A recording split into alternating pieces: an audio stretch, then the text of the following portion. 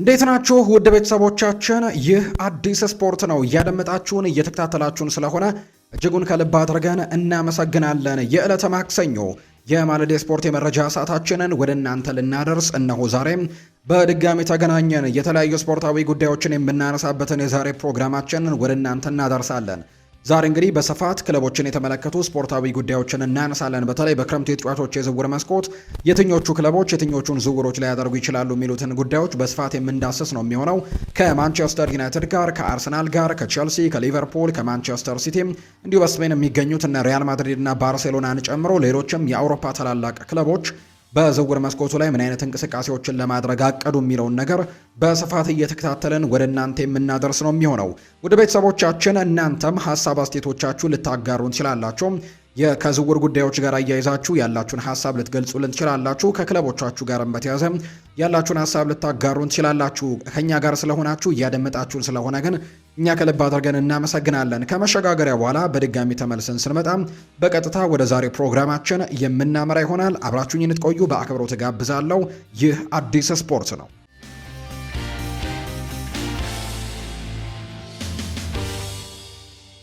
የሀገር ውስጥ መረጃን በማስቀደም ነው የዛሬ ፕሮግራማችንን የምንጀምረው። ከአፍሪካ ዋንጫ የተመለሰው የኢትዮጵያ ከ17 ዓመት በታች ብሔራዊ ቡድናችን በስካይላይት ሆቴል በትላንትናው ዕለት ደማቅ አቀባበል ተደርጎለታል። በዝግጅቱ ላይ ብሔራዊ ቡድኑ ለዓለም ዋንጫ ለማለፍ ላሳየው ትልቅ ተስፋ ሰጪ ጥረትም የገንዘብ ሽልማትም ቃል እንደተገባላቸው ጭምር ነው የተመለከትነው። ብሔራዊ ቡድናችን በተለይ ወደ ዓለም ዋንጫ ለማለፍ ካታር ለምታስተናግደው የዓለም ዋንጫ ለማለፍ በጣም ጥቂት እርምጃዎች ብቻ ቀርተውት በፍጹም ቅጣት ምት በሞዛምቢክ ብሔራዊ ቡድን ተሸንፎ ከአፍሪካ ዋንጫ ውድድርም እንዲሁ ከዓለም ዋንጫውም መሰናበታቸውን እናስታውሳለን። እናም በጣም ጥሩ ተስፋዎችን ግን አሳይቶናል። ይሄ ከ17 ዓመት በታች ብሔራዊ ቡድናችን ትናንትና የሽልማት ስነ ስርዓት ተደርጎላቸዋል። የኢትዮጵያ እግር ኳስ ፌዴሬሽን ፕሬዝዳንትና የካፍ ስራ አስፈጻሚ ኮሚቴ አባል የሆኑት አቶ ኢሳያስ ጅራ ለብሔራዊ ቡድኑ የገንዘብ ሽልማት እንደሚያበረክቱ ቃል ገብተዋል።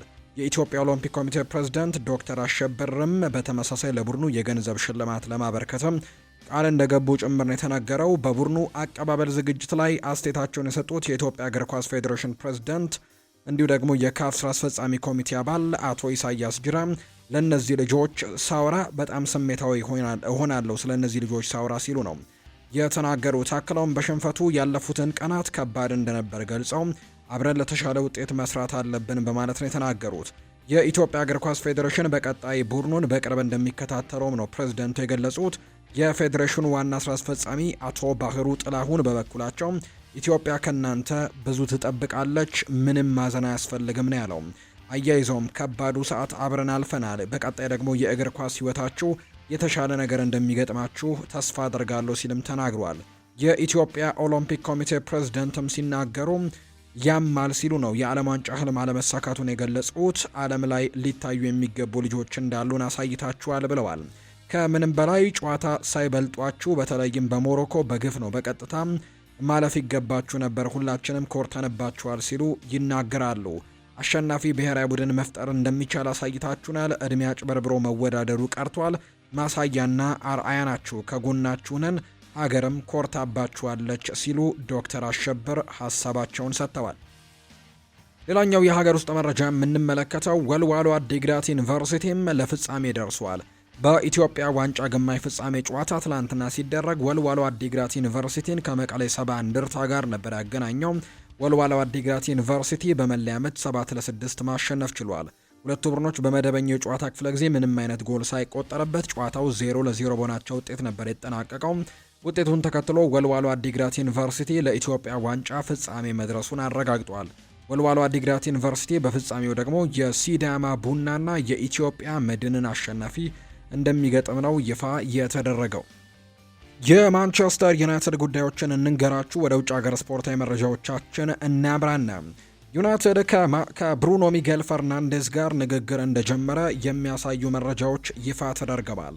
ማንቸስተር ዩናይትድ የብሩኖ ሚጌል ፈርናንዴዝን ኮንትራት ለማራዘም ነው ንግግር እንደጀመረ ይፋ የተደረገው። ማንቸስተር ዩናይትዶች በዚህ ክረምት ብሩኖ ፈርናንዴዝ ክለቡን እንዳይለቅም ጥረት ማድረግ መጀመራቸው ነው እየተነገረ የሚገኘው። ብሩኖ ፈርናንዴዝ ላሳለፈው ጥሩ የውድድር ዓመት ክለቡ አዲስ ኮንትራት በማቅረብም ለማስደሰት እንዳሰበ ጭምር ይፋ ተደርጓል። ፖርቱጋላዊው አማካይ ብሩኖ በውሉ ላይ በ57 ሚሊዮን ፓውንድ የውል ማፍረሻ አንቀጽም እንዳለው ተናግሯል። ፈርናንዴዝን ለማስፈረም የሳዑዲ አረቢያና የአውሮፓ ክለቦች አይናቸውን እንደጣሉ ፋብሪዚዮ ሮማኖ ይፋ አድርጓል። ተጫዋቹም ግን ሰሞኑን በነበረው አንድ ቃለ መጠይቅ ላይ ከሳዑዲ አረቢያ በጣም ከፍተኛ ገንዘብ እስከ 200 ሚሊዮን ዩሮ አካባቢ የሚጠጋ ገንዘብ ቀርቦለት ወደ ሳዑዲ መሄድን ምርጫ አላደረክም ለምን የሚል አይነት ጥያቄ ቀርቦለት ነበር። በማንቸስተር ዩናይትድ ህልሜን ማሳካት ፈልጋለሁ ሲልም መናገሩ ይታወሳልና አሁንም ከሳዑዲ አረቢያ የሚመጡ ጥያቄዎችን ይቀበላል ተብሎ አይታሰብም። በማንቸስተር ዩናይትድ በሚቀጥለው የውድድር ዓመት የማይክል ካሪክ ስብስብ ወሳኝ ተጫዋች ሆኖ የመቀጠል ፍላጎት እንዳለው ይታወቃል። እርግጥ ነው እድሜው እየሄደ ይገኛል፣ ነገር ግን አሁንም በጣም ምርጥ ብቃቱ ላይ እንደሚገኝ ይታወቃል። ዘንድሮ እንኳን በጣም ድንቅ ጊዜያቶችን አሳልፏል። ለማንቸስተር ዩናይትድም እጅግ በጣም ወሳኝ ተጫዋች እንደነበር በርከት ያሉ የግል ክብሮችን ጭምር ጠራርጎ የወሰደበት የውድድር ዓመት እንደሆነ ይታወቃልና በሚቀጥለው የውድድር ዓመታትም ማንቸስተር ዩናይትዶች ይህንን ወሳኝ ተጫዋቻቸውን በክለባቸው ለማቆየት ጥረቶችን ማድረግ እንደጀመሩ ነው ይፋ የተደረገው። ብሩኖ በዚህ ዓመት ትልቅ ሬቲንግ ያገኘው ተጫዋችም እንደሆነ ጭምር ይፋ ተደርጓል። በእንግሊዝ ፕሪምየር ሊግ በየቦታቸው ከሚጫወቱ ተጫዋቾች ባገኙት ሬቲንግ መሰረት ምርጥ 11 የሚያወጣው ፉትሞብ የተባለው የመረጃ ምንጭም ይፋ እንዳደረገው ከሆነ የማንቸስተር ዩናይትዱ አማካይ ብሩኖ ሚጌል ፈርናንዴስ ከፍተኛ ሬቲንግ በማስመዝገብ የተካተተ ተጫዋች እንደሆነ ነው የተመለከትነው። በዚህ ዓመት ብሩኖ በአማካይ በየጨዋታው ባስመዘገበው ሬቲንግም 8 በማግኘትም ነው በፕሪምየር ሊግ ካሉ ተጫዋቾች ሁሉ ቀዳሚ እንደሆነ ጭምር የተመለከትነውና በጣም ጥሩ የሚባለው የውድድር ዓመትን ነው በዚህ ዓመት ማሳለፍ የቻለው።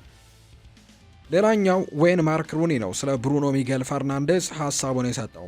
ለእኔ እሱ የውድድር ዘመኑ ምርጡ ተጫዋች ነው ሲልም ይናገራል። በወጣት ተጫዋቾችም ሆነ በዕድሜ ጠና ባሉት ተጫዋቾች ላይ ያለው ተጽዕኖ በጣም ከፍተኛ ነው። የእሱ መነሳሳት፣ ግቦቹ፣ አሲስቶቹ፣ በአጠቃላይ ስለ አጨዋወቱ ያለው ነገርም ሁሉ አስደናቂ ነው። ለእኔ እሱ የውድድር ዘመኑ ምርጥ ተጫዋች ሽልማትን ማሸነፍ ይገባዋል ሲል ነው የቀደመ ማንቸስተር ዩናይትድ ተጫዋች ዌይን ማርክ ሩኒ ስለ ብሩኖ ሚጌል ፈርናንዴስ ሀሳቡን እየሰጠም የሚገኘው። ሌላኛው የምናነሳው ጉዳይ ከማንቸስተር ዩናይትድ ጋር የሚያያዘው የማርከስ ራሽፎርድ ጉዳይ ነው። ባርሴሎና ማርከስ ራሽፎርድን ለማስፈረም ከማንቸስተር ዩናይትድ ጋር ስምምነት ላይ ለመድረስ በዚህ ሳምንትም ንግግር ለመጀመር እንደተዘጋጁ የሚያሳዩ ዘገባዎች ናቸው እየወጡ የሚገኙት። ራሽፎርድ በክለቡ ጋር በግል ጥቅማ ጥቅሞች ላይ የተስማማ ሲሆን አሁን በሁለቱ ክለቦች መካከል የሚደረገውን የመጨረሻ ውሳኔም እየጠበቀ እንደሚገኝ ነው የተገለጸው። የማንቸስተር ዩናይትድ አመራሮች ባርሴሎና ተጫዋቹን መውሰድ ከፈለገ የ30 ሚሊዮን ዩሮ የውል ማፍረሻውን ወይም ሪሊስ ክሎዝ መክፈል እንዳለበት ነው በድጋሚ እንዳስታወቁ ዘገባዎች እየጠቆሙ የሚገኙትና ማንቸስተር ዩናይትድ ይህንን ተጫዋች በሚቀጥለው የውድድር ዓመት በቡድናቸው ውስጥ የማካተት ምንም አይነት እቅድ እንደሌላቸው ይፋ ተደርጓል። በአንጻሩ ወደ ሌሎች ክለቦች ምናልባት ባርሴሎና እንኳን ከስምምነት ደርሶ ዋጋውን እንኳን ባይከፍል ማንቸስተር ዩናይትዶች ለሌሎች ክለቦች ሊሸጠው ዝግጁ ይሆናል እንጂ ይህንን ተጫዋች በሚቀጥለው የውድድር ዓመት በዩናይትድ ቤት እንመለከተዋለን ተብሎ አይጠበቅም። ነገር ግን የባርሴሎና አሰልጣኝ ሃንስ ፍሊክ ጭምር የተጫዋች በዚህ የውድድር ዓመት ያሳየውን አቋም ተመልክቶ በባርሴሎና እንዲቆይ ትልቅ ፍላጎት እንዳለው ነው ቤን ጃኮብስ መረጃውን ይፋ ያደረገው። ሉክ ሻው በዚህ ሲዝን እንዳሳየው አይነት አቋም በሚቀጥለው ዓመት ይደግመዋል ማለት የዋህነት ነው። ምክንያቱም አንዳንድ ጊዜ ሊፈጠሩ የሚችሉ ነገሮች እንዳሉ በርካቶች ይገምታሉ። በዚህ የውድድር ዓመት በጣም ጥሩ ሆኖ ተመልክተነዋል። ባለፉት ጥቂት የውድድር ዓመታት በጉዳት ምክንያት ለማንቸስተር ዩናይትድ የሚገባውን አይነት ግልጋሎት ሳይሰጥ የቀረባቸው ጊዜያቶች እንደነበሩ የምናስታውሰው ነው። ዘንድሮ ግን ከጉዳት ነፃ ሆነው ሁሉንም የፕሪሚየር ሊግ ጨዋታዎች መጀመሩን እናስታውሳለን እና በሚቀጥለው የውድድር ዓመትም ልክ እንደ ዘንድሮ ሁሉ 38ቱንም ሳምንታት ይጫወታል ብሎ መገመት ምናልባት የዋህነት ሊሆን እንደሚችል በርካቶች ይገምታሉ። በተለይም በሚቀጥለው የውድድር ዓመት ደግሞ ዩናይትድ በጣም በርከት ባሉ ተሳትፎዎችን የሚያደርግባቸው ውድድሮች ይመጣሉ። የአውሮፓ ቻምፒየንስ ሊግ ላይ ተሳትፎ አለው። ፕሪሚየር ሊጉ ሳይረሳ 38ቱ ጨዋታዎች፣ ከዛ ውጪ የኤፍኤ ካፕ እና የካራባው ካፕም ልክ እንደ ዘንድሮ ሁሉ በቀላሉ በመጀመሪያው ዙር ይሰናበታል ተብሎ አይጠበቅም። በሚቀጥለው የውድድር ዓመትና የጨዋታ መጠኖች እጅግ ከፍ እያሉ ነው የሚመጡት። ስለዚህም ዶርጉ በክንፍ በኩል ሲጫወት እያሳየ የሚገኘው አቋም ፉልባክ ማስፈረም ከመሃል ሜዳ ተጫዋቾች እኩልም ቦታ ሊሰጠው እንደሚገባ ነው በርካቶች የሚያምኑት። ስለዚህም ማንቸስተር ዩናይትድ በሚቀጥለው የውድድር ዓመት በሉክ ሾው ብቻ ያንን ቦታ ወይም ደግሞ ቀጣዩን የውድድር ዓመት በሉክ ሾው ብቻ ያንን ቦታ መጀመር እንደማይፈልግ ይፋ ተደርጓል። ስለዚህም በዛ ቦታ ላይ ሌሎች ተጫዋቾችን ለማስፈረምም ልክ እንደ አማካይ ስፍራ ትኩረት እንደሰጠው ሁሉ በዛ ቦታ ላይም ትኩረት ይሰጣል ብለው በርካቶች ግምቶቻቸውን እየሰጡ ነው። ሉክ ሾው በዚህ ሲዝን እንዳሳየው ወጥ አቋምም ቀጣዩ ሲዝንም የሚያሳይ ይሆናል ተብሎ ግን በርካቶች አይጠብቁም። ምንም እንኳን ጥሩ የውድድር ዓመትን ያሳልፋል ተብሎ ቢጠበቅም ከጉዳት ነፃ ከሆነ ዘ አትሌቲክ የተባለው የመረጃ ምንጭ ይፋ እንዳደረገው ከሆነ ዌስትሃም ዩናይትድ ለማቲዮስ ፈርናንዴስ ከፍተኛ ፉክክር እንደሚኖር ይጠብቃሉ። የተለያዩ የአውሮፓ ታላላቅ የሚባሉ ክለቦች ይህንን ተጫዋች ማቲዮስ ፈርናንዴስን ከዌስትሃም ዩናይትድ ለማስፈረም እንቅስቃሴዎችን ያደርጋሉ ተብሎ ይታሰባል። በተለይ ተጫዋቹ ክለቡ ዌስትሃም ዩናይትድ ከፕሪሚየር ሊጉ መውረዱን ማረጋገጡን ተከትሎ የነበረው ዋጋ በግማሽ ያክል ይቀንሳል ተብሎ ነው የሚገመተው። ምናልባት ዌስትሃም ዩናይትድ በፕሪሚየር ሊግ ከተረፈም ከ80 ሚሊዮን ዩሮ በላይ ይሸጣል የሚሉ አይነት ግምቶች ሲሰጡ ነበር። ነገር ግን አሁን ዌስትሃም ዩናይትድ በፕሪሚየር ሊጉ እንዳልተረፈ ተመልክተናል። መውረዱን አረጋግጧልና በዚህ ምክንያትም ዋጋው ከ50 እስከ 60 ሚሊዮን ፓውንድ አካባቢ ሊወርድ እንደሚችል ይፋ ተደርጓል። ስለዚህም ዌስትሃም ዩናይትዶች ከአውሮፓ ትልልቅ ክለቦች ለዚህ ተጫዋች የሚመጣውን ፉክክር ለመመልከትና ዋጋውንም ለመመልከት ፍላጎቱ እንዳላቸው ነው የተነገረው። ማይክል ካሪክ የአራቱ የውድድር ዘመቻዎች ከመጀመራቸው በፊት በሚቀጥለው የውድድር ዓመት በአራት ትልልቅ ውድድሮች ላይ ተሳትፎን እንደሚያደርጉ ይታወቃልና ያንን ከመጀመሩ በፊትም የሜሰን ማውንትንና የኑሱር ማዝራዊን በተለያዩ ቦታዎች ላይ የመጫወት ተለዋዋጭነትን ወይም ደግሞ ፐርሰናል ፍሌክሲቢሊቲ ወይም ቨርሳታይሊቲ የምንለውን በስብስቡ ትልቅ ጥቅምም እንዳላቸው ያምናል ተብሏል። ሜሰን ማውንትም ኑሱር ማዝራዊም በጣም ፍሌክሲብል ናቸው ተብሎ ይታሰባል። በየትኛውም የጨዋታ ሚና ላይ ብትጠቀማቸው በጣም ተስማሚ የሚሆኑ አይነት ተጫዋቾች እንደሆኑ ያምናል ማይክል ካሪክ እና በዚህ ምክንያትም በዚህ ክረምት የመልቀቅ እድላቸው በጣም ጠባብ ነው። በጭራሽ ክለቡን የመልቀቅ እድል እንደሌላቸውና ለስብስቡም ትልቅ ጥቅም እንደሚሰጡ ጭምር ያምናል የተባለው። ስለዚህ ዘ አትሌቲክ ይፋ እንዳደረገው ከሆነ ማይክል ካሪክ እነዚህን ሁለት ተጫዋቾች የመልቀቅ ምንም አይነት እቅድ እንደሌለው ነው የተናገረው። የሞይስ ካይሴዶ ከብራይተን በ115 ሚሊዮን ፓውንድ የተከናወነው ዝውውር ኖቲንግሃም ፎረስት የኤሊዮት አንደርሰንን ዋጋ ሲተምን እንደ መነሳሻነት እየተጠቀመው እንደሆነ ይፋ ተደርጓል። በተለይ ይሄ ቡድን ወይም ደግሞ ኖቲንግሃም ፎረስቶች ሞይስ ካይሴዶ ወደ ቼልሲ ሲያመራ ከብራይተን ኤንድ ሆቭ አልቢዮን ወደ ቼልሲ ሲያመራ የተከፈለበት ዋጋ በላይ ለኤሊዮት አንደርሰን ይገባዋል ብለው ነው የሚያምኑት። ስለዚህም ዋጋው ወደድ ሊል እንደሚችል ነው ዘ ቴሌግራፍ የተባለው የመረጃ ምንጭም ይፋ ያደረገው። ማንቸስተር ዩናይትድ ከፍተኛ መሻሻል ያሳየ ክለብ ሆኖ ይፋ ተደርጓል። በይፋ በተጠናቀቀው የ2025-26 የውድድር ዓመት የተወዳጁ የእንግሊዝ ፕሪምየር ሊግ ማንቸስተር ዩናይትድ ከፍተኛ መሻሻል ያሳየ ክለብ በመባል ተመርጧል። ሩበን አሞሪምን አሰናብቶ ማይክል ካሪክን ያመጣው ዩናይትድ በ71 ነጥቦች ነው ሶስተኛ ደረጃን ይዞ ያጠናቀቀው። ባለፈው የውድድር ዓመትም 15ኛ ደረጃን ይዞ የጨረሰው ክለቡ በ29 ነጥብ ተሻሽሎ እንደተገኘ ነው መረጃዎች የሚያሳዩት። የዋንጫ ባለቤቱ አርሰናል ከባለፈው ዓመትም በ11 ነጥብ የተሻለም መሰብሰብ ችሏል። በአጠቃላይ በውድድር ዓመቱ ከተሳታፊ 20 ክለቦች 6ቱ ብቻ ናቸው የተሻለ ነጥብን ያስመዘገቡት። 14ቱ ክለቦች ከባለፈው የውድድር ዓመት የወረደ ነጥብን የሰበሰቡት። ከነዚህ ውስጥ ሊቨርፑል በእጅጉ የወረደው ክለብ ሆኖ በቀዳሚነት ተቀምጧል። ሊቨርፑሎች በአርኔ ስሎት እየተመሩ የሊጉን ዋንጫ ካነሱበት የባለፈው ዓመት በ24 ነጥብ በማነስ ነው የውድድር ዓመታቸውን ዘንድሮ ያገባደዱት። ብሩኖ ሚጌል ፈርናንዴዝ ግን ሩበን አሞሪም በማንቸስተር ዩናይትድ የሰራውን ስራ አድንቆታል። አሞሪም የተጫዋቾች ግዢን በመፈጸም ረገድ በጣም ጥንቃቄ ያደርግ ነበር። ትኩረቱም ከክለቡ ለመታገል ዝግጁ በሆኑ በፕሪሚየር ሊግ ብቃታቸውን ባስመሰከሩና በዩናይትድ የሚፈለገውን ስነ ልቦና ወይም ሜንታሊቲ በተላበሱ ተጫዋቾች ላይ ነበር የሚያምነው። በዚህም በተለየ መልኩ በሱ ስር የተደረጉ ዝውውሮች ትክክለኛና ውጤታማ ነበሩ። የዩናይትድ አጨዋወትን በተመለከተም ግልጽ ራዕይ ነበረው። አሁን ደግሞ ማይክል ካሪክ እነዚህ አይነት ዝውውሮችን ማድረግ እንደሚጠበቅበት ጭምር ነው ብሩኖ ሚጌል ፈርናንዴዝም የሚያምነውና በሚቀጥለው የክረምት የተጫዋቾች የዝውውር መስኮት ማንቸስተር ዩናይትድ በሚያደርገው ዝውውር ላይ እንደዚህ አይነት ለክለቡ ለወደፊትም የሚጠቅሙ አይነት ዝውውሮችን ለማድረግም ዩናይትዶች መንቀሳቀስ እንዳለባቸው ጭምር ነው መረጃው ይፋ ያደረገው። አርሰናልን የተመለከቱ መረጃዎችን ደግሞ እናንሳ።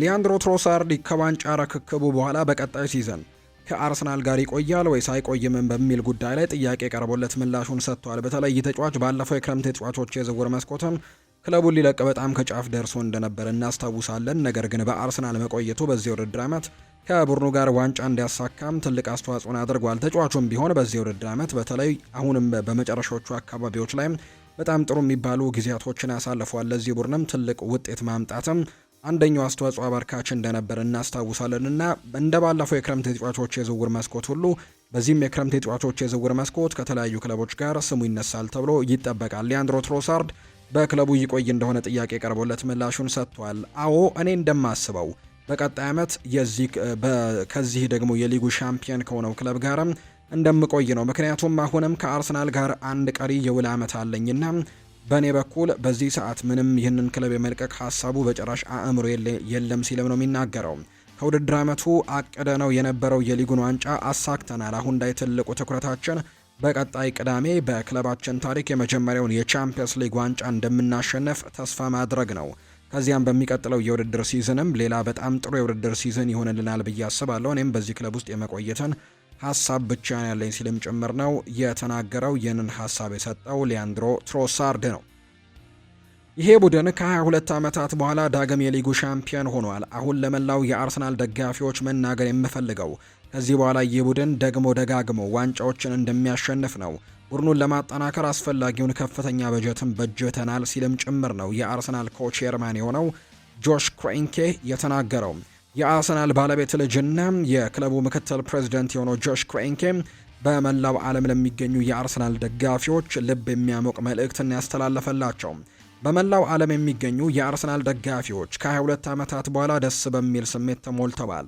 መላው ዓለም ላይ የሚገኙ የዚህ ክለብ ደጋፊዎችም የሚገባውን የደስታ ስሜት አግኝተዋል። ይህ ደስታ ስሜት ምናልባት የመጀመሪያ እንጂ የመጨረሻ እንዳልሆነ ላረጋግጥላችሁ እወዳለሁ። ከዚህ በኋላ ይህንን ቡድን ደጋፊ ሁሌም የሚገባውን ስሜትና ሁሌም ድልን ደግሞ እንዲያመጣ ማድረግ የኛ ስራ ነው ብለዋል። ካስቀመጥነው ዓላማዎቻችን አንደኛውና ጥቂቱን አሁን ላይ ያሳካን፣ ነገር ግን ሌሎች ብዙ ማሳካት የምንፈልጋቸው እቅዶች አሉን። ለአብነት በሚቀጥለው ሳምንት አንድ ማሳካት የምንፈልገውን ነገር ለማሳካትም አንድ ጨዋታ ከፊታችን ይቀረናል ብለዋል። እኛ ይህ ስኬት እንዲመጣልን ስሜታዊ ሆነን እዚህ ቡድን ላይ ከፍተኛ ገንዘቦችን ኢንቨስት በማድረግም ቡድኑን ለማገዝ በዚህ ረገድ ተቀላቅለን ሁሉንም ነገር ያደረግነው ይህ ክለብ ማለት የእኛ የባለሀብቶች፣ የክለቡ አመራሮች፣ የአሰልጣኞች ወይም የተጫዋቾች ብቻ ሳይሆን ይህ ክለብ የዓለም ሕዝብ ክለብ ማለት ነውና እናም በመላው ዓለም ላይ ያለ ደጋፊ ይህንን ስሜት ለማጣጣም ላለፉት ዓመታት ደግሞ በትዕግስት ጠብቀዋል። ቡድኑን ስኬትን በራቀው ጊዜም ቢሆን በገንዘባቸው፣ በእውቀታቸው ጊዜያቸውንም መስዋዕት አድርገው ከዚህ ቡድንም ጎን ሆነው አበርክቶችን ያደረጉ በርካቶች ናቸው፣ ደግፈውናል። አሁን ግን መላው ደጋፊ እንዳለፉት ዓመታት በውድድር ዓመቱ አንገቱን የሚደፋበት ቡድን ሳይሆን የሚኮራበት ቡድንን ገንብተናል። በክለቡ ዙሪያ አሪፍ ሰዎች፣ አሪፍ ተጫዋቾችና አሪፍ ኮቺንግ ስታፎች አሉን። እኛ ይሄ ቡድን ሜዳ ላይ ተፎካካሪና ስኬታማ እንዲሆንም ለነሱ ወይም ለቡድኑ ለሚያስፈልጋቸው ሀብትና በጀትም መስጠት ብቻ ነው የኛ ስራ። ልክ እንደዚህ የውድድር ዓመቱ ከሊጉ ቀዳሚ ሆነው እንዲጨርሱና እንደዚህ ያሉ አስደናቂ ነገሮችን እንዲፈጥሩ፣ እንደዚህ ያለ በመላው ዓለም የሚገኝ ደጋፊ በደስታ ስሜት እንዲሞላ ከኛ የሚጠበቀው ይህንን ቡድን ለማጠናከር አስፈላጊውን ሀብት ማቅረባችን ነው። ይህንን ያደረግነው ደግሞ ልክ እንደዚህ ሲዝን ያደረጉትን እንዲያደርጉ በቀጣይ የውድድር ዓመትም እንዲያስመለክቱን ነው። እውነት ለመናገር ይሄ በጣም ልዩና አስደናቂ አስደሳች ነገር ነው። እኛ በአሜሪካ ሀገር ልክ እንደ አርሰናል የምናስተዳድራቸው በርከት ያሉ የስፖርት ቡድኖች አሉን ይላል ጆሽ ክሮንኬ ሲናገር። እዛ አሜሪካ ያሉ ቡድኖቻችን አብዛኞቹ ስኬታማ ቡድኖች ናቸው። እዚህ ደግሞ እንግሊዝ ላይ ቡድናችን የውድድር ዓመቱን በስኬት አጠናቋል። እኛ የምንፈልገው ይህንን ብቻ ነው ብለዋል ጆሽ ክሮንኬ።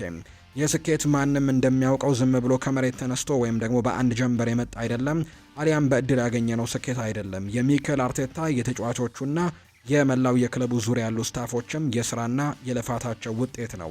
እናም የዚህ ታላቅ ስኬትም ተዋናዮች ትልቅ ክብር ይገባቸዋል። ለተጫዋቾቻችን፣ ለሰራተኞቻችንና ለሚኬል አርቴታ ለዚህ ክለብ ስላበቁንም ትልቅ ክብር የሚገባቸውን ክሬዲት ነው። እነርሱም ትልቅ ምስጋናና ክብር ይገባቸዋል። ይህ ቡድን ከዓለም ክለቦች በሁሉም ረገድም ከፍ ብሎ እንዲቀመጥም ከኛ የሚጠበቅብንን ነገር ለማድረግም ሁሌም ዝግጁ ነን ሲልም ጭምር የተናገረው ጆሽ ክሮንኬ ናቸው ይህንን ሀሳብ የሰጡት። የአርሰናሉ የቀይ መስመር ተከላካይ የሆነው ዩሪየን ቲምበር ለሚቀጥለው የቻምፒየንስ ሊግ ፍጻሜ ጨዋታ ብቁ ሆኖ የመገኘት ተስፋ እንዳለው ይፋ ተደርጓል። አርሰናሎች የዘንድሮን የፕሪሚየር ሊግ ዋንጫ ካሸነፉ በኋላ ሌላ ዋንጫ ለመጨመር በሚፈልጉበት በዚህ ሰዓት ሚኬል አርቴታ መሪነትም ከአንድ ሳምንት በኋላም በተለይም የፊታችን ቅዳሜ በቡዳፔስት ከፓሪስ ሰን ዠርሜን ጋር ይጫወታሉ። ቲምበር ለአርሰናል እጅግ በጣም ወጥ አቋም ያሳዩ ተጫዋቾች አንደኛው ቢሆንም በደረሰበት ጉዳት ምክንያት ግን የዋንጫ ጉዞን አብዛኛው ክፍል ማምለጡ የሚታወስ ነው። ቤን ዋይት ለተወሰነ ጊዜ የቲምበርን ክፍተት ሲሞላ ቆይቶ የነበረ ቢሆንም ነገር ግን በአሁኑ ወቅት እሱም በጉዳት ላይ እንደሆነም የምናውቀው ጉዳይ ነውና አርቴታ ከፓሪስ ሰን ዠርሜን ጋር ለሚደረገው ጨዋታ ቲምበርም ቤን ዋይትም የማይመለሱ ከሆነ ትልቅ ራስ ምታት ሊገባ እንደሚችል ይታወቃል ቡድኑ ላይ። ነገር ግን ቲምበር እንዲመለስለት ግን በከፍተኛ ሁኔታ እየሰሩ ነው። ዩሪየን ቲምበር ስለ አካል ብቃቱ ለቀረቡለት ጥያቄዎችን መልስ ሰጥቷል። እንደምትመለከቱት ቲምበር ስለ አካል ብቃቱ ለጋዜጠኞች ሲናገር የ24 ዓመቱ ተጫዋች ለፍጻሜው ጨዋታ በሰዓቱ ተመልሶ ሊገኝ እንደሚችልም ተስፋ ሰጪ አስተያየትን ሰጥቷል። በዚያ ጨዋታ ላይ መጀመር መቻሉን በእርግጠኝነት ለማወቅ ገና መሆኑን አርቴታ ለፍጻሜው የመጀመሪያው 11 ስብስብን የሚመርጡበት ወቅትም ትልቅ ራስ ምታት ሊፈጥርባቸው እንደሚችልም ይፋ ተደርጓል። ክሪስቲያን ሞስኩዌራ በዋነኝነትም የማል ተከላካይ ቢሆንም በቀይ መስመር መጫወትም ይችላል። ስለዚህም እሱ የተሻለ አማራጭ ሊሆን ይችላል። ምንም እንኳን ለእንደዚህ አይነት ትልልቅ ጨዋታዎች ገና ወጣትና ልምድ ቢኖረውም እንዲሁ ልምድ ቢያስፈልግም በእውነቱ ለአርሰናል ግን ብዙ ሌሎች አማራጮች የሉም። አርቴታ እንደ ሪካርዶ ካላፊዮሪ ወይም ክሪስቲያን ኖርጋርድ ያሉ ተጫዋቾችን በመሳሰሉ ትልቅ ጨዋታዎች ላይ ለመጀመሪያ ጊዜ ባለመዱት ቦታ ላይ ለማሰለፍ አደጋ የመውሰድ እድሉ አነስተኛ ነው ወይም ሪስክ ለመውሰድ ዝግጁ እንዳልሆነ ይፋ ተደርጓል። ፓሪስ ሳን ዠርሜን በግራ መስመር በኩል የማጥቃት አቅም አላቸው። በተለይ ከቪቻ ክቫራስኬሊያ በዛ ፍጻሜ ላይ ሊጠበቅ የሚገባው ዋናው ስም እንደሆነ በርካቶች ያነሳሉ። ስለዚህም አርሰናል ያንን ጎበዝ ጆርጂያዊ የክንፍ መስመር ተጫዋችን መቋቋም የሚችል የቀይ መስመር ተከላካይ መኖሩን ለእነሱ ወሳኝ ይሆናል ተብሎ ነው የሚጠበቀው። እንደ ፋብሪሲዮ ሮማኖ ዘገባ ከሆነ ሊቨርፑልና አርሰናል ሁለቱም የፓሪስ ሳን ዠርሜኑን የክንፍ መስመር ተጫዋች ብራድሊ ባርኮላን እንደሚፈልጉ ነው ያረጋገጠው። የ23 ዓመቱ ተጫዋች ለረጅም ጊዜ አስደሳች ተሰጥኦ ሆኖ ሊታይ እንደሚችል በርካቶች ያምናሉ። ፋብሪሲዮ ሮማኖ ሊቨርፑል ለተጫዋቹ የቆየ ፍላጎት እንዳለው ነው የሚያምነው።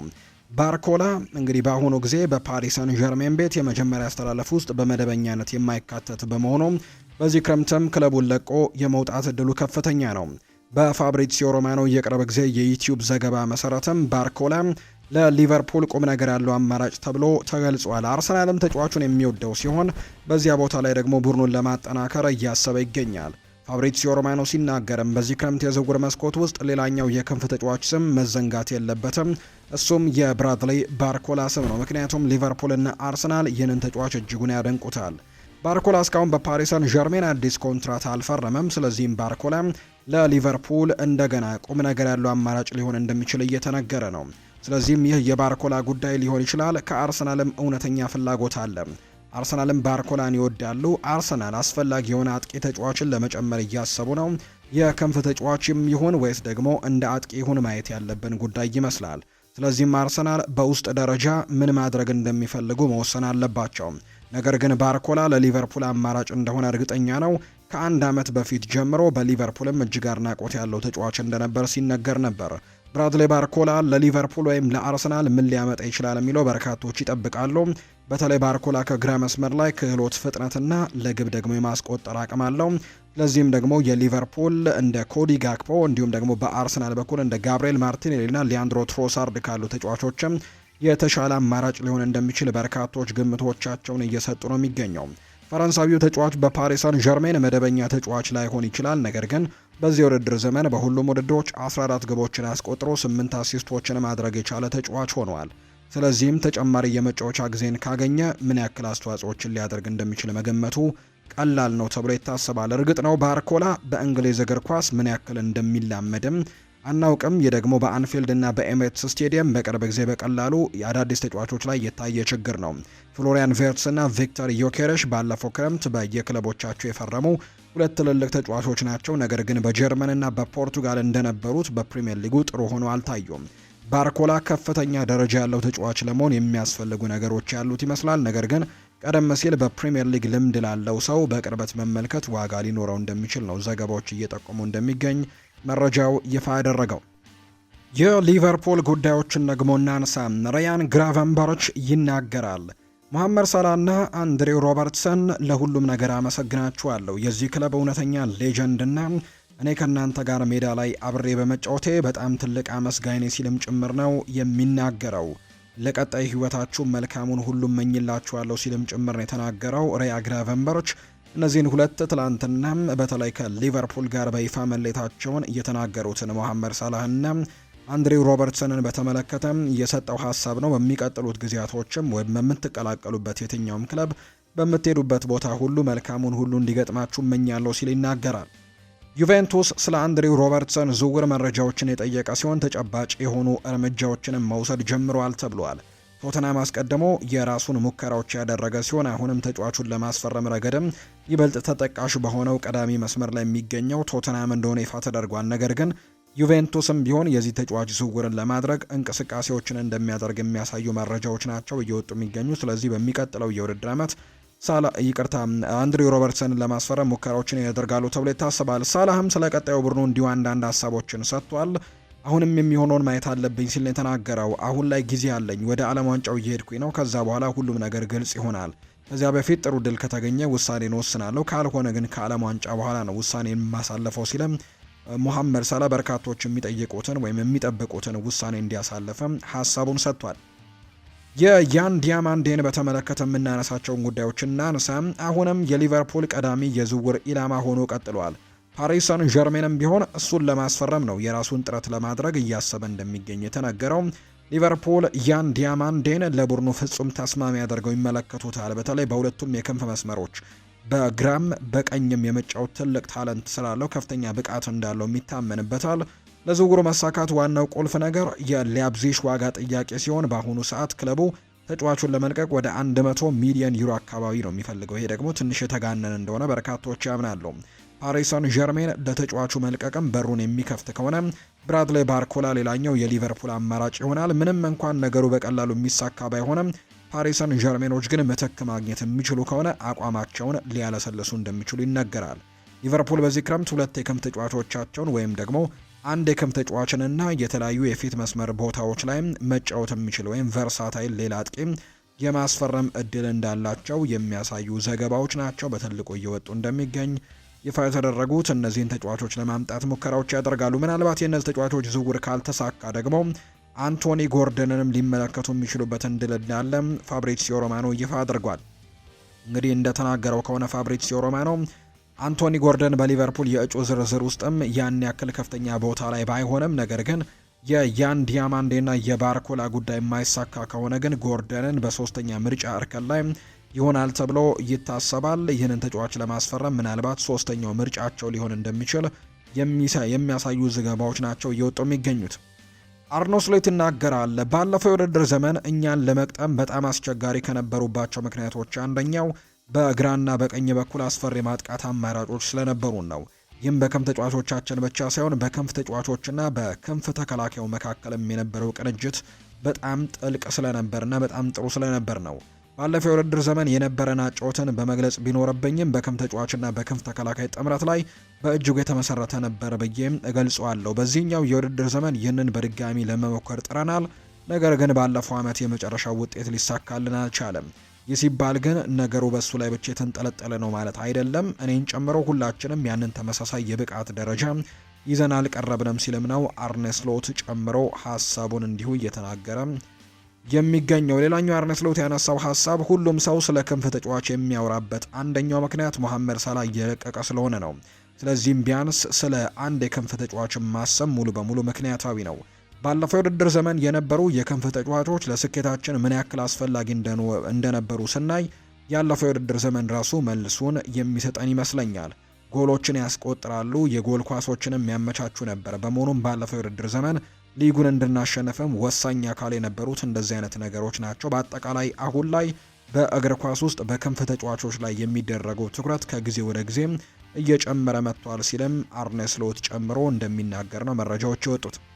ሊቨርፑል ኬነት አይሆረን ወደ ክለቡ ማምጣት እንደሚችል ሙሉ በሙሉ እርግጠኛ ሲሆን ከተጫዋቹ ጋርም ስለ ጥቅማ ጥቅም ሂሳቦችም አስቀድሞ ውይይቶችን አድርጓል።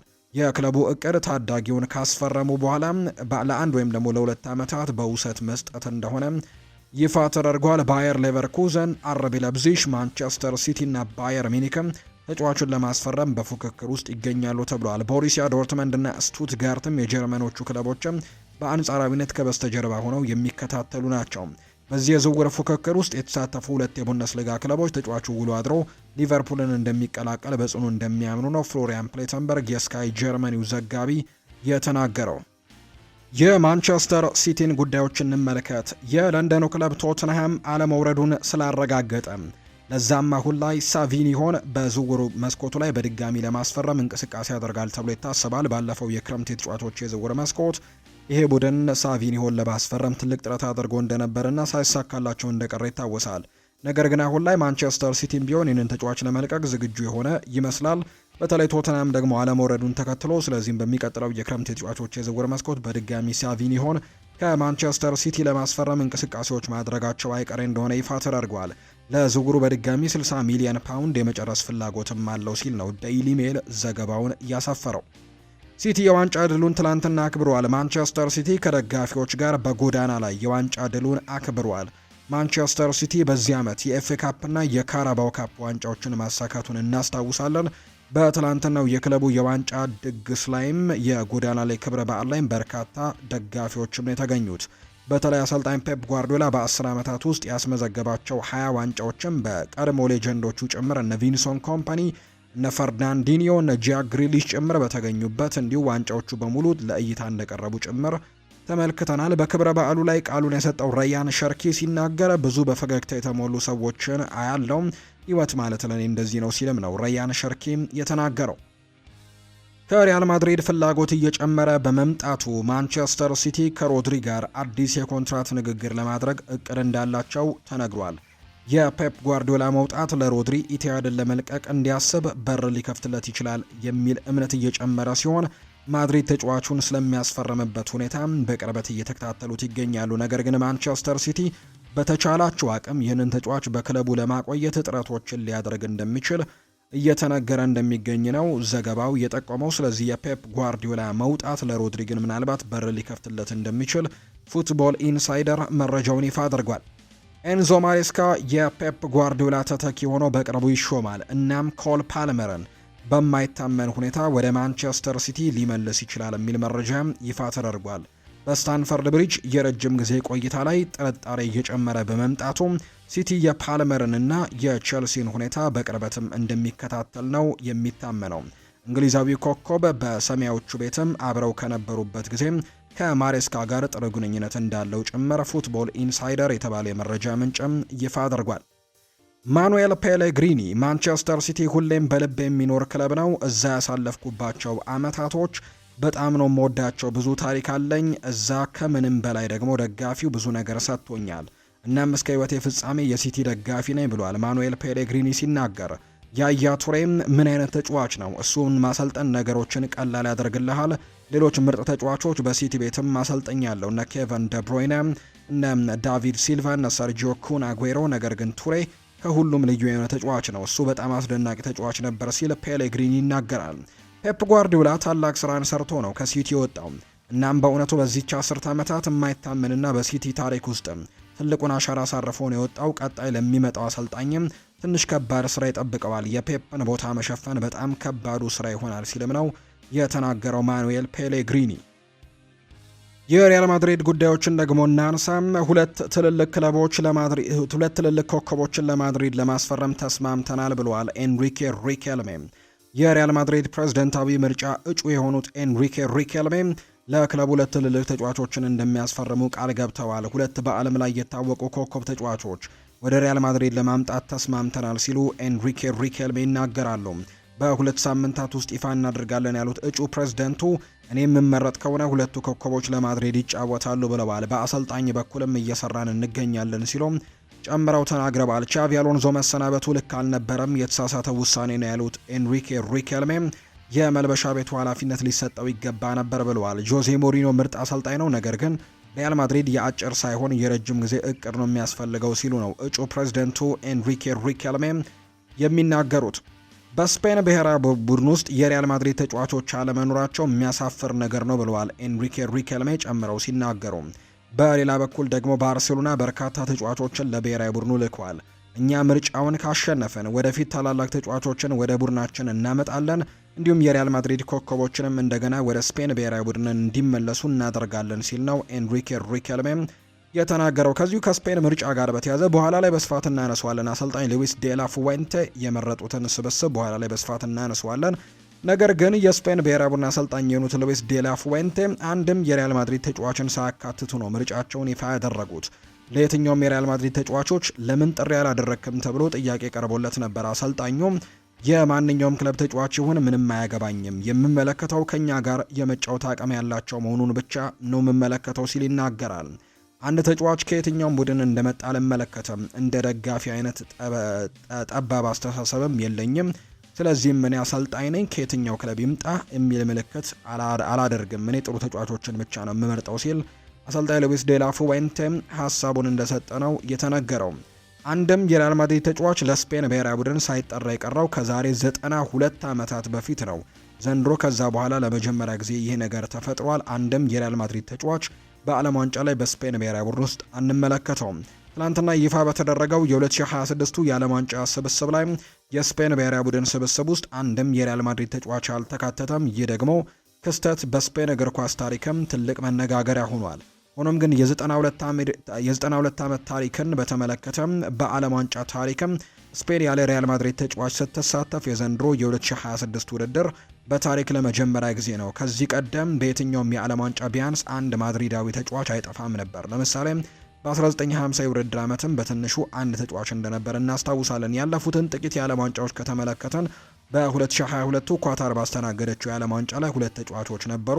ራሽያ ባስተናገደችው 2018 የዓለም ዋንጫ ላይ ከሪያል ማድሪድ 6 ተጫዋቾች ለስፔን ብሔራዊ ቡድን ተመርጠዋል። ብራዚል ባስተናገደችው የ2014 የዓለም ዋንጫ ላይ 3 የሪያል ማድሪድ ተጫዋቾች ለስፔን ብሔራዊ ቡድን ነበሩ። 2010 ላይ ደቡብ አፍሪካ ባስተናገደችው የዓለም ዋንጫ ላይ 5 ተጫዋቾች ነበሩ። በዓለም ዋንጫው ላይ እንዲሁ በስፔን ብሔራዊ ቡድን የተመለከትናቸው። ጀርመን ባስተናገደችው በ2006 የዓለም ዋንጫ ላይ 4 ተጫዋቾች እንዲሁ ነበሩ። ከዛ ውጭ ደግሞ በ2002 ደግሞ በተደረገው ውድድር ላይ ደግሞ 5 የሪያል ማድሪድ ተጫዋቾች ተሳትፈው እንደነበር ነው በስፔን ብሔራዊ ቡድን ይፋ የተደረገውና ዘንድሮ ግን ምንም አይነት ተጫዋች በስፔን ብሔራዊ ቡድን ውስጥ የሪያል ማድሪድ ተጫዋች አንመለከትም። አሰልጣኝ ጆዜ ሞሪኒዮ ሪያል ማድሪድን ዳግም ለመረከብ መቃረባቸው መዘገቡ አይዘነጋም። ይሁን እንጂ ሪያል ማድሪድ እስካሁን ስለ አሰልጣኙ ሹመት ያለው ምንም ነገር የለም። አሰልጣኝ ጆዜ ሞሪኒዮ በቤኔፊካ ያላቸው በ7 ሚሊዮን ዩሮ የውል ማፍረሻ አንቀጽም ቀነ ገደቡ ዛሬ እንደሚያበቃ ነው ይፋ የተደረገው። ጆዜ ሞሪኒዮ እስከ ዛሬ ድረስ በ7 ሚሊዮን ዩሮ ውላቸውን ካላፈረሱ ከዛሬ በኋላ ክፍያው ከፍ ይላል ተብሏል። ሪያል ማድሪድ የሞሪኒዮን ውል ለማፍረስም እስከ ዛሬ ካልከፈለ ገንዘቡ ወደ 15 ሚሊዮን ዩሮ ከፍ ሊልበት እንደሚችል ዲያሪዮ አስ የተባለው የመረጃ ምንጭም ይፋ እያደረገ ነው። ስኮት ማክቶሚኔ በስሙ ገንዘብ ታትሞለታል። የስኮትላንድ ባንክ በስኮት ማክቶሚኔ ስም አዲስ የ20 ፓውንድ ገንዘብ ኖት ይፋ አድርጓል። በገንዘብ ኖቱ ላይ ስኮት ማክቶሚኔ ዴንማርክ ላይ ያስቆጠራት የመቀስ ምት ጎል ምስልም ተቀምጣለች። ስኮትላንድ ዴንማርክን አሸንፋ ከ28 ዓመታት በኋላም ለዓለም ዋንጫ ማለፏ ይታወሳል። በልዩነት የቀረበውን የገንዘብ ኖትም በበይነ መረብ ጨረታና በሎተሪ ሽልማትም ማግኘት እንደሚቻል ነው ባንኩ የገለጸው። ከገንዘቡ የሚገኘው ገቢ በስኮትላንድ ችግር ላይ ለወደቁ እርዳታ እንደሚውልም ጭምር ይፋ ተደርጓል። ዓለም ዋንጫውን ማሸነፍ እንደምንችል ይሰማናል ብለዋል የስፔን ብሔራዊ ቡድን አሰልጣኝ የሆኑት ሉዊስ ዴላ ፉዌንቴ። የስፔን ብሔራዊ ቡድን አሰልጣኝ ዴላ ፉዌንቴ ሲናገሩ ስፔን የዓለም ዋንጫውን የማሸነፍ ትልቅ አቅም እንዳላት ነው የተናገሩት። ዋንጫውን የማሸነፍ ቅድመ ግምት እንዳገኘ ብሔራዊ ቡድን ይሰማናል ሲሉ አሰልጣኙ ይናገራሉ። የዓለም ዋንጫውን ማሸነፍ እንደምንችል ነው የሚሰማን የሚሉት አሰልጣኙ፣ ነገር ግን ይሄ ብቻም በቂ አይደለም፣ መስራት አለብን ብለዋል። በዓለም ዋንጫው ወቅት ወሳኝ ተጫዋቾች ትንሽ ችግር ካለባቸው አደጋውን ተጋፍጠው እንደሚያሳልፉ አሰልጣኙ ጭምር እንዲሁ ተናግረዋል። የስፔን ብሔራዊ ቡድን የ2026 የዓለም ዋንጫ ውድድር ስብስቡንም ትላንትና ይፋ አድርጓል። አሰልጣኙ ሉዊስ ዴላ ፉዌንቴ በስብስባቸው አንድም የሪያል ማድሪድ ተጫዋቾችን አለማካተታቸውን ቀደም ብለን ገልጸንላችኋል። ስፔን በዓለም ዋንጫው ከኬፕ ቨርዴ፣ ከሳዑዲ አረቢያና ከዩራጓይ ጋር በአንድ ምድብ እንደተደለደለችም የሚታወቅ ጉዳይ ነው። በዚህ መሰረትም በግብ ጠባቂነት 3 ግብ ጠባቂዎችን መርጠዋል። ኡናይ ሲማን፣ ዳቪድ ራያና ዮሃን ጋርሲያ በግብ ጠባቂነት የተመረጡ ናቸው። ከአትሌቲክ ቤልባኦ፣ ከአርሰናልና ከባርሴሎና። በተከላካይ ስፍራ ላይ ማርኮ ኮሬያ ከቼልሲ፣ እንዲሁ ግሪማልዶ ከባየር ሌቨርኩዘን፣ ኩባርሲም እንዲሁ ተካቷል። የባርሴሎናው አይመሪክ ላፖርትም አለ። የአትሌቲኮ ማድሪዱ ፑቢል እንዲሁ ይገኛል። ኤሪክ ጋርሲያ አለ። ማርኮስ ሊዮሬንቴ እና ፔድሮ ፖሮ የተመረጡ የተከላካይ ስፍራ ተጫዋቾች ናቸው። በአማካይ ስፍራ ላይ ፔድሪ አለ፣ ፋቢያን ሩይስ፣ ማርቲን ዙቤሜንዲ፣ ጋቪ፣ ሮድሪጎ ወይም የማንቸስተር ሲቲው ሮድሪ ማለት ነው፣ አሌክስ ቤይና እና ሚኬል ሜሪኖ በዚህ ዝርዝር ውስጥ በአማካይ ስፍራ ላይ የተካተቱ ናቸው። በአጥቂ ስፍራ ላይ ሚኬል ኦርያዛባል፣ ዳኒ ኦልሞ፣ ኒኮ ዊሊያምስ፣ የረሚ ፒኖ፣ ፌራን ቶሬስ፣ ቦርሃ ኢግሌሲያስ፣ ቪክተር ሙኞዝ እና ላሚን ያማል ለስፔን ብሔራዊ ቡድን ጥሪ የቀረበላቸው ተጫዋቾች እንደሆኑ ነው ይፋ የተደረጉት። እነዚህም ተጫዋቾች ናቸው በቀጣይ ስፔንን ወክለው በዓለም ዋንጫው ላይ የሚሳተፉት። ስፔናዊው ጋዜጠኛ አንቶኒዮ ሩዊስ አትሌቲኮ ማድሪድ ሁሊያን አልቫሬዝን በየትኛውም ዋጋ የመሸጥ ፍላጎት እንደሌለው ነው ይፋ ያደረገው።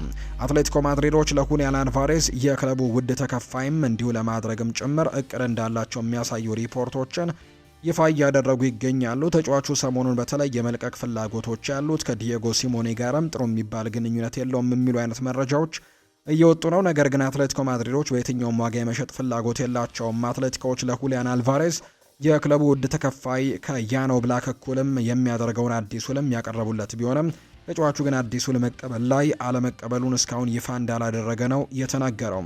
ሆኖም ግን ሁሊያን አልቫሬዝ አዲሱን ስምምነት ቢቀበለውም ባይቀበለውም አትሌቲኮ ማድሪድ ተጫዋቹን አሁንም ቢሆን የመሸጥ ምንም አይነት ፍላጎት እንደሌላቸው ነው የተናገረው።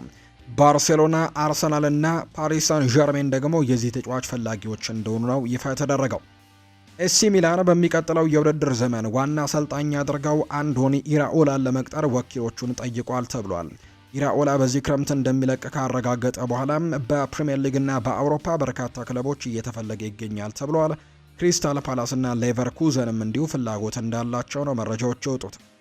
ተወዳጁ የእንግሊዝ ፕሪሚየር ሊግ የ2025/26 የውድድር ዘመን መጠናቀቁ ይታወሳል። ከትላንትና በስቲያ የዘንድሮ የእንግሊዝ ፕሪሚየር ሊግ ለክለቦች በርካታ ገንዘቦችን በማከፋፈልም ሪከርድ ሆኖ መመዝገቡን ነው ዘ አትሌቲክ ይፋ ያደረገው። የእንግሊዝ ፕሪሚየር ሊግ በዚህ ዓመት በታሪኩ ለመጀመሪያ ጊዜ ለተሳታፊ 20 ክለቦች ከ3 ቢሊዮን ፓውንድ በላይ አከፋፍሏል። ፕሪሚየር ሊጉ ባለፉት የውድድር ዓመታት 2.8 ቢሊዮን ፓውንድ ነበር ያከፋፈለው። የፕሪሚየር ሊጉ ሻምፒዮን አርሰናል 200 ሚሊዮን ፓውንድ የሚጠጋ ገንዘብን ያገኘው። የአርሰናል የገንዘብም ሊቨርፑል አምና በሊጉ አሸናፊ ሆኖ ካገኘው ገንዘብም በ23.8 ሚሊዮን ፓውንድም የበለጠ እንዳለው ነው የተነገረው። አርሰናል በአንደኝነት ሲያጠናቅቅ 198.5 ሚሊዮን ፓውንድ አግኝቷል። ማንቸስተር ሲቲ ሁለተኛ ደረጃን ይዞ ያጠናቀቀው ቡድን 192.5 ሚሊዮን ፓውንድ አግኝቷል። ማንቸስተር ዩናይትድ 191.5 ሚሊዮን ፓውንድ፣ አስተን ቪላ 182.6 ሚሊዮን ፓውንድ፣ ሊቨርፑል 181.8 ሚሊዮን ፓውንድም ማግኘት መቻላቸው ነው ይፋ የተደረገው። ኒውካስል ዩናይትዶች የአንቶኒ ጎርደንን ምትክ በመፈለግ ላይ ባሉበት በዚህ ሰዓት የኦሳሱናውን የክንፍ መስመር ተጫዋች ቪክተር ሙኞዝን ለማስፈረም እድል እንዳላቸው እየተገለጸ ነው። የ22 ዓመቱ ተጫዋች በላሊጋ አስደናቂ ብቃትን ያሳየ ሲሆን በዚህ ክረምትም ለሚካሄደው የ2026 የዓለም ዋንጫ የስፔን ብሔራዊ ቡድን ስብስብ ውስጥም መግባት ችሏል። እንደ ዴይሊ ሚረር ዘገባ ከሆነ ኒውካስል ዩናይትድ እና አስተን ቪላ ሁለቱም ለሙኞዝ ዝውውርም ፍላጎት እንዳላቸውን የተነገረው።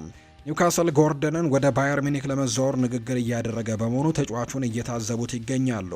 ማክፓይሶቹ ኒውካስል ዩናይትዶች ጎርደንን ደግሞ የመልቀቅ ዕድል መዘጋጀት እንዳለባቸው ግልጽ ነው። ሙኞዝ እንደ ተስማሚ የረጅም ጊዜ ምትክም የሚታይ ይመስላል። ኒውካስል ዩናይትድ ለሌላ አስቸጋሪ የክረምት የዝውውር መስኮትም እየተዘጋጁ ነው። ባለፈው ዓመት አሌክዛንደር ኢሳክን ካጡ በኋላ ኒውካስል ዩናይትዶች በዚህ ክረምትም ተመሳሳይ ሁኔታ ሊገጥማቸው እንደሚችል እየተነገረ ነው።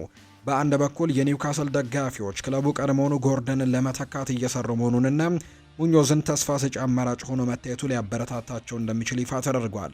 ባለፈው ክረምት ከፈረሟቸው እንደ ኒክ ቮልትማንና ዮዌን ዊሳ ያሉ ተጫዋቾችን ማፈጻጸም የዘንድሮ ስምምነትም የተሻለ እንዲሆንላቸው ብቻ ተስፋ ማድረግ ይኖርባቸዋል። አንድ ክለብ ተጫዋችን ሲያጣ የሚፈጠረውን ክፍተት ለመሙላት ሲሞክር እንዲህ አይነት ችግሮችም ሊፈጠሩ ይችላሉ። ነገር ግን ኒውካስል እቅዳቸውን ቀድመው ካዘጋጁ በዚህ ጊዜ የተሻለ ውጤት ለማምጣትም ተስፋ ያደርጋሉ። ሆኖም ግን የአስተን ቪላ መኖር ለእነሱ ስጋት ሊሆን ይችላል። የኡናይ ኤምሬ ቡድን ዩሮፓ ሊግ ፍጻሜውን አሸንፈው በሚቀጥለው የውድድር ዘመን ወደ ቻምፒየንስ ሊግ እግር ኳስ መመለሳቸው ይታወሳል። እንዲሁ በፕሪሚየር ሊጉም ቢሆን የአውሮፓ ቻምፒየንስ ሊግ ተሳትፎን ቦታ ይዘው ማጠናቀቃቸው የሚታወስ ነው።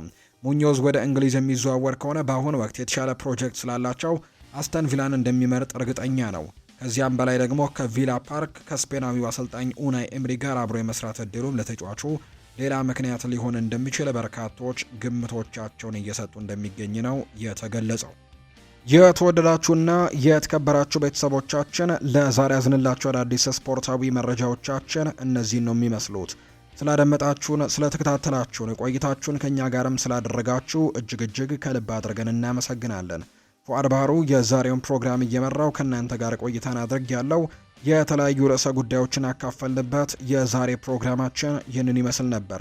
በቀጣይ ፕሮግራሞቻችን በተለይ ምሽት ላይ በሚኖረው ሌላኛው ፕሮግራማችን የተለያዩ ርዕሰ ጉዳዮችን ይዘን በድጋሚ ተመልሰን እንገናኛለን። ለዛሬ ስላደመጣችሁኝ፣ ስለተከታተላችሁኝ፣ ቆይታችሁም ከኔ ጋር ስለነበር ከልብ አድርጌ አመሰገንኩኝ። መልካም ቀን እንዲሆንላችሁ ነው በአክብሮት የምመኘው።